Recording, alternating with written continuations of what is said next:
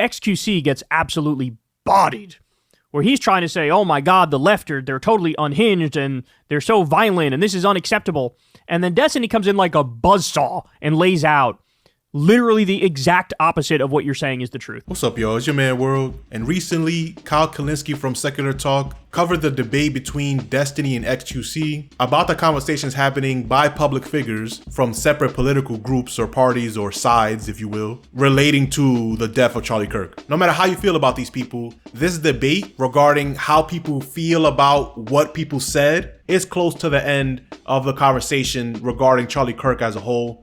I made a whole video about how the right wing is completely moving on from him, including Trump. But let's watch this clip and I'll give my thoughts on it afterwards. Destiny had on streamer xQc after the assassination of Charlie Kirk, and they got into a debate here because a lot of the people in the streaming world, a lot of them are very right wing, or at the very least, somewhat right wing, and they end up running cover for the right, even though they might nominally be more apolitical, but generally speaking, many of them lean right. They got into this debate here about, the reaction of the left and the right to the shooting of Charlie Kirk.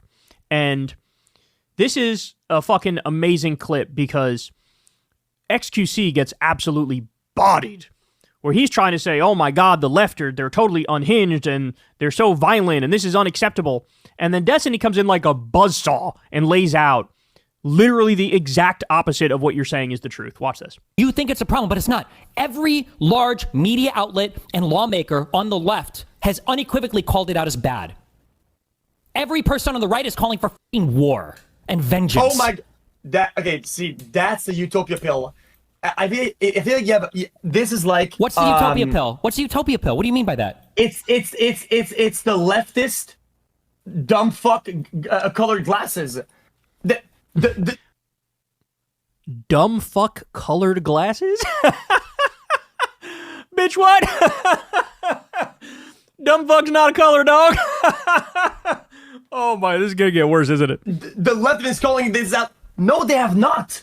Bro, the way that they portray these things that happen. Click this and show your stream. Click this and show your stream, and then you can find counterexamples. I got nothing else to do today. Go ahead, click this, show your stream, and let's just walk through both pictures, and then you can do all the counterexamples you want. Okay? Yeah, I'm looking at your picture. What about it? Left. Click the left one. On the top left, we've got former President Barack Obama. We've got former President Joe Biden. We've got huge international mainstream. What he's pointing out is all of these big name Democrats were unequivocally condemning the shooting of Charlie Kirk. Media figure Mehdi Hassan. Bottom left, alternative left-wing media figure Cenk Uygur. We've got hopeful presidential candidate, current Senator Bernie Sanders. We've got Mamdani from New York City. We've got California Governor Gavin Newsom. We've got David Hogg, who is a DNC chair. And by the way, notice everybody that Destiny's listing here, it runs the gamut.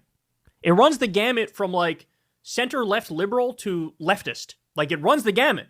They're all like, yeah, hey, doing a political assassination is bad. We're against that. We've got a representative, Pramila Jayapal, I can't pronounce her name. Pramila Jayapal. Center-left media figure Brian Tyler Cohen. Center-left media figure David Pakman, some of the largest people on the left wing on YouTube. We've got Crystal Ball. We've got Brian Krasenstein, huge fucking, Twitter lord, Hutch, fellow Twitch streamer for you, okay?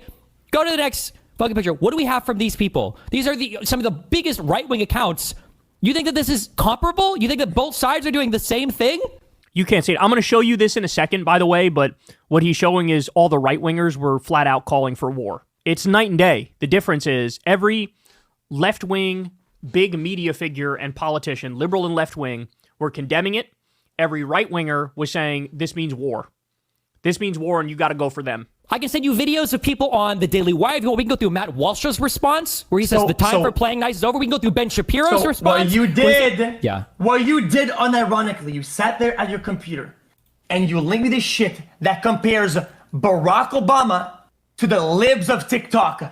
I have had enough with your stupid dog shit. Who is the video? Who is the guy? I can't do it. Who is the guy? Who is the guy in the top middle? Who is who is that guy? What's that video of? Who is that? It's Donald Trump in the top middle.